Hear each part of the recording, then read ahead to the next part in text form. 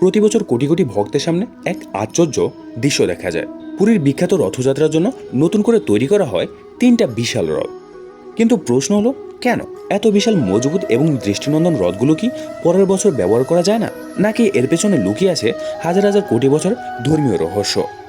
আজকের ভিডিওতে জানবেন পুরীর রথযাত্রায় প্রতি বছর কেন নতুন রথ বানানো হয়, কিভাবে তৈরি করা হয় এবং এই প্রথার পিছনে কি ইতিহাস ও বিশ্বাস কাজ করে। অনেকে মনে করেন পুরীর রথ ব্যবহার না করার কারণ হয়তো কাঠ নষ্ট হয়ে যাওয়া, কিন্তু বাস্তবে শুধু এটুকুই নয়। এই প্রথার পিছনে রয়েছে শত শত কোটি বছরের ধর্মীয় ঐতিহ্য।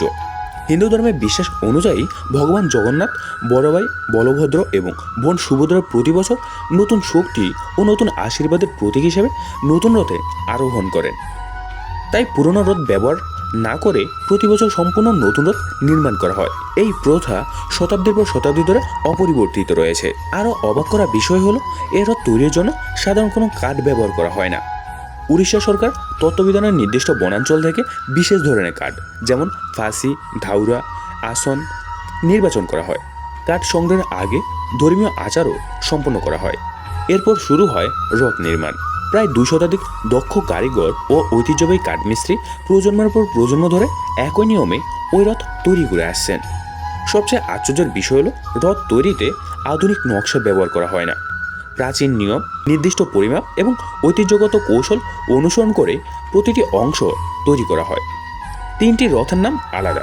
ভগবান জগন্নাথের রথের নাম নন্দীঘোষ, বলভদ্রের রথের নাম তালনধ্বজ আর সুভদ্রার রথের নাম দর্পদলন বা দেবদলন। প্রতিটি রথের উচ্চতা, চাকার সংখ্যা, পতাকার রং এবং অলঙ্কারও আলাদা।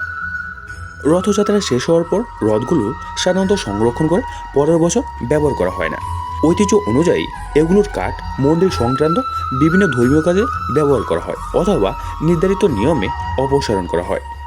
তাহলে বুঝতেই পারছেন, প্রতি বছর নতুন রথ তৈরি করা কোনো অপচয় নয়। এটা ভগবান জগন্নাথের প্রতি শ্রদ্ধা, নবায়নের প্রতীক এবং শতাব্দী প্রাচীন এক ঐতিহ্যের ধারাবাহিকতা।